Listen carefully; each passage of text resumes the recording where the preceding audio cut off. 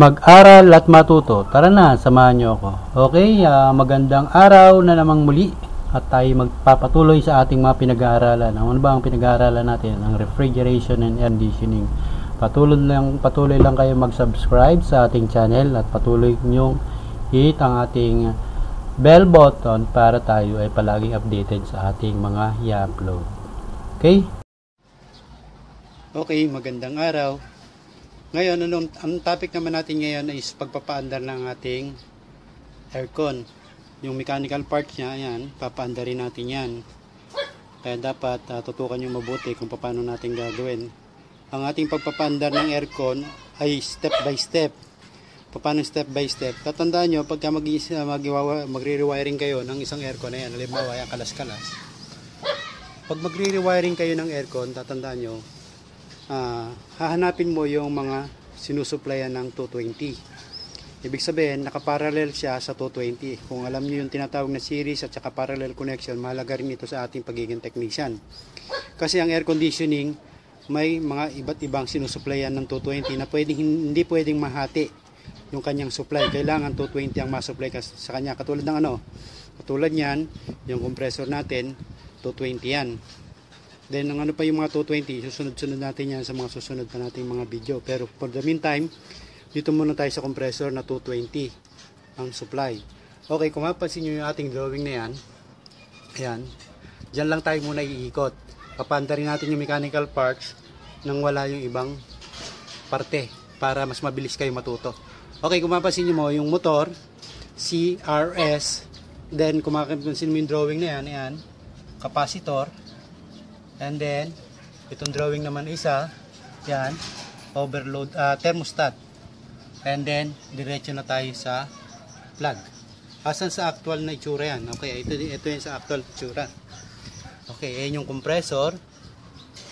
Then, ito yung ating capacitor, thermostat, and plug.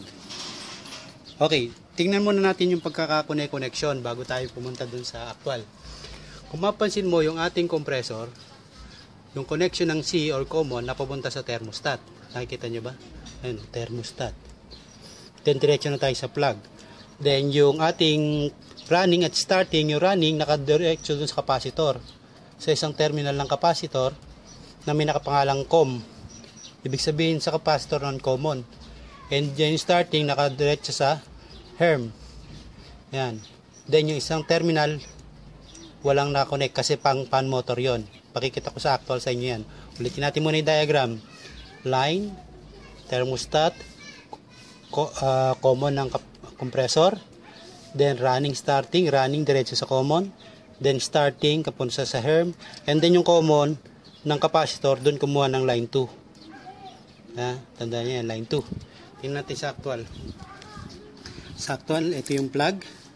Then yung plug natin, ayan, mapansin mo, ayan, papunta sa thermostat. Ayan, thermostat. Papunta ng thermostat, papunta yung kulay. Yung kulay yan. Kulay brown, paakyat sa compressor, papuntang overload. Ayan, hindi natin na-drawingan yun ng overload, pero understood na may overload doon. Then, common. Then yung common, nakita mo may dalawang nakunig, yung running starting, running blue. Running yung blue. Papunta sa capacitor, ayan o, capacitor. Then nakasama yung line. Then yung starting, walang kasama. Then yan yung papunta sa starting sa compressor, ayan o. Then kung mapapansin mo, itong ating capacitor, medyo malabo, makikita mo dyan, may nakatatak na HERM, ayun o, HERM. Sorry kung hindi nyo nakikita. Ayan o, may HERM na nakalagay dun sa tapat ng, ayan, may tapat ng kulay pula na starting, walang kasama siya, walang kasama. Then itong rating line na may kasamang running, may marking siya, wala man siyang common na nakalagay, may marking siya na C. Ayun, C. Letter C. Sorry, medyo malabo. Ayan, letter C. Ibig lang sabihin, tatlong terminal lang ito. Ayan, tatlong terminal lang yan. Hindi yan madaming terminal. Kung mapansin nyo, mga jumper lang yung magkasama. Katulad yan, dalawa. Jumper lang yan, magkasama lang yan. Bakit may mga ganyan, sir, sa terminal ng capacitor? Kaya nagkakaroon ng ganyan kasi kung marami siyang ikakabit dyan, Diyan na lang siya magtatap. Lalagyan na lang ng mga ganitong clip. Hindi na siya magpuputol or magduduktong pa ng wire. Itatap na lang dyan. Kaya mapansin mo, itong ating common napakarami kasi marami nagtatap dyan sa ating common. Dyan tinatap pa yung ibang nakasupply ng 220 para dyan siya makakuha ng isang linya. Ulitin ko, ang linya nasa running ng or sa common ng capacitor na papunta sa running. At yung isa yun, papunta sa thermostat, papunta overload at saka compressor.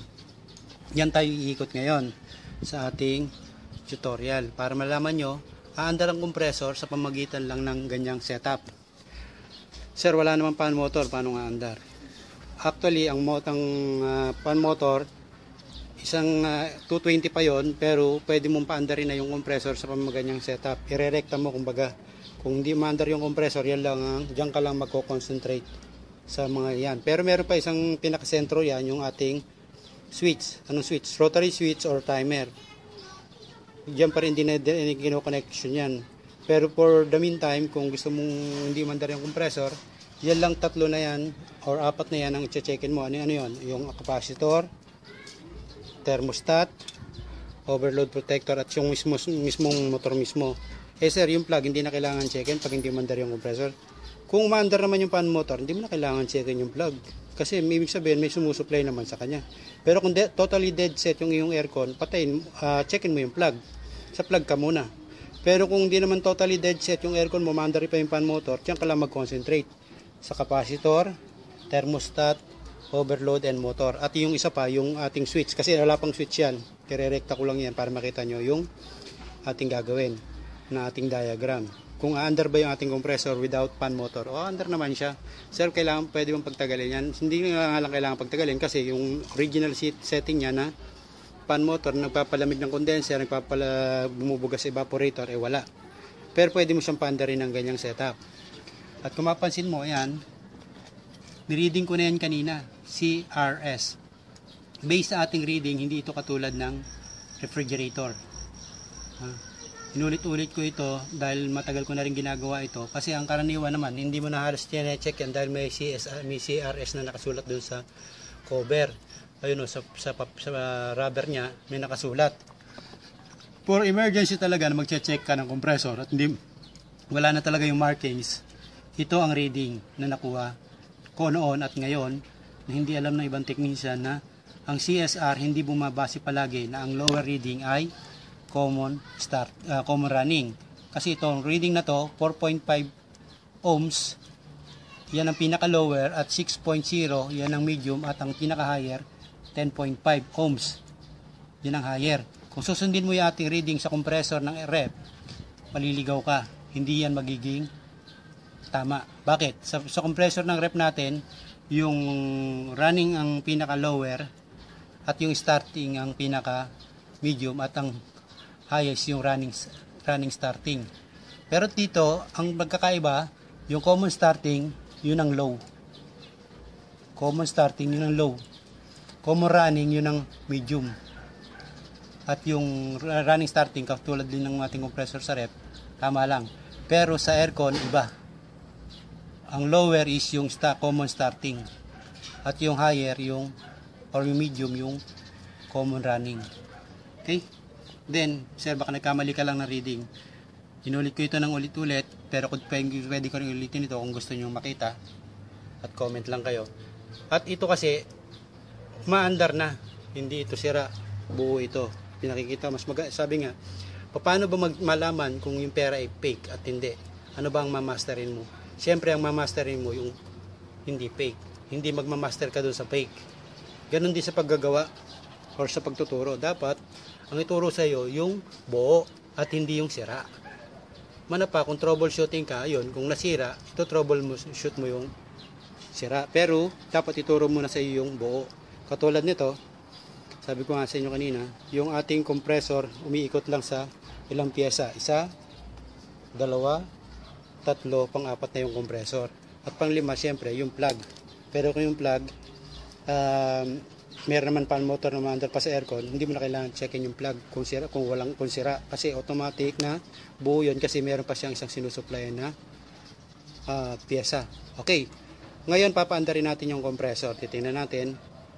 For the meantime, post ko lang muna ito para ma-record natin mabuti at hindi umaba yung video. Okay.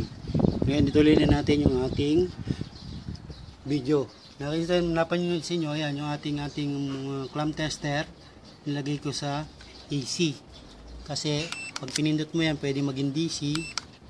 Ayan, at AC.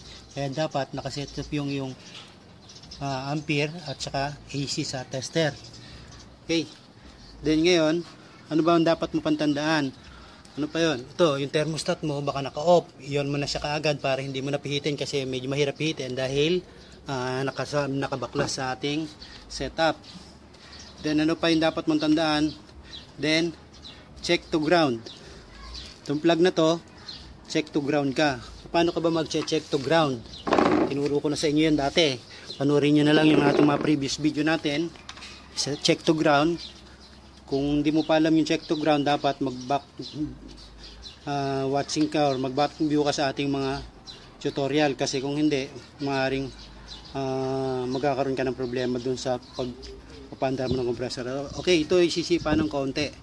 Yung ating compressor, sisipa ng kaunti. Kaya listo ka din dapat. Baka sumipa ng malakas, matangay lahat yung mga pyesa. Okay, sasaksak na natin. Titingnan natin yung ating ampere. Okay, monitor tayo sa ampere. Mapapansin nyo, ayun yung kanyang ampere. 1.6 ampere. Then umaandar yun ang ating compressor. Ayan, umaandar yung ating compressor. Then lumalamig na ba yung ating evaporator. Obserbahan natin kung mag-yellow yung ating expansion, yung ating mula sa capillary papuntang evaporator. Ayan, oh. Nag-yellow na, ayan, oh. Nag-yellow na siya, oh. Nag-yellow na siya. Ayan, oh, lumalamig na siya. Frozen na siya, ayan, oh. Kulay puti na siya, ayan, oh. Malamig mo pa na siya. Pwede ko bang pagtagalin yan sa ganyang setup? Pwede naman, wag mo lang papabayaan tumagal na hanggang 10 minutes kasi mag-yellow itong evaporator at maaaring uminit ng gusto yung condenser natin kasi wala siyang fan motor. Okay, tingnan mo yung ating ampere, 1.9 ampere, 1.8, 1.9 ampere. Then ayan yung ating refrigerant, yung ating chemical, yung ayan yung evaporator, yung ating sa capillary, galing capillary papunta evaporator, ayan nag-yellow na siya. Okay, nakita nyo, sa pamagitan lang yan, mapapandar mo yung compressor, simpleng-simple, hindi ba? Yan yung isang 220 sinusuplayan niya. Tuturo ko naman sa inyo sa susunod yung ating iba pang sinusuplayan ng ating compressor, ng ating supply. Ano yon? Yung ating timer. Yung timer kasi kailangan din ng 220 supply. Kaya yon ay nakaseparate sa pagtuturo ko ng ating step by step wiring diagram or actual wiring. Okay, nakita nyo, ayan, sinaksak ko. Then, bubunutin ko na. Makikita nyo yung nag-yellow na yan, malulusaw yan. Okay, paalala ko rin pala sa inyo, pag nag-yellow ang evaporator, hindi ibig sabihin sobra. Pag nag-yellow ang evaporator, lalo't aircon, ibig sabihin kulang. Balik na dito sa rep. Yung rep kasi kailan pag nag-yellow na sobra, sobrang karga niya. Pero dito pag kaya niya nag-yellow lang, ibig sabihin kulang. Ito ba, kulang ba ito? Hindi. Siyempre kasi wala pa siyang fan motor. Okay? So, kapag bubunutin ko yung ating compressor, then makikita ko, ayun, naglusaw, hindi ba? Ayan, naglusaw na siya. Okay, nakita nyo, napakasimple lang ng ating wirings. Nagkuhan lang tayo ng plug, then capacitor, then yung ating thermostat, overload protector, compressor. Kaya sabi ko nga, siguro pag nagtagal ako ng isang taon sa pagtuturo dito sa YouTube, mga ngalim na yung trabaho ng ibang ng ating mga ka-refrigeration, air conditioning. Then ako, nag-aalala ba ako na marami ko magiging kalaban sa future. Actually, medyo may edad na ako, kaya nahihirapan na ako sa paggagawa. Kaya iniisip ko na lang na makatulong sa ibang mga kabataan na mag-aaral ng refrigeration, na ma-vlog ko ito at ma-record ko para sa mga susunod na henerasyon. Then, kung siguro magiging kalaban ko rin sila sa paggagawa balang araw, ang magiging kwan ko na lang is pagalingan na lang sa paggagawa at pagiging tapat sa customer. Okay? Kung may katanungan kayo, palagi nyo na lang kayong mag-comment mag-subscribe sa ating YouTube channel para palagi nating ma-i-update din yung mga katanungan. Salamat sa inyong panonood. Palagi kayong tumutok. God bless us all. Thank you.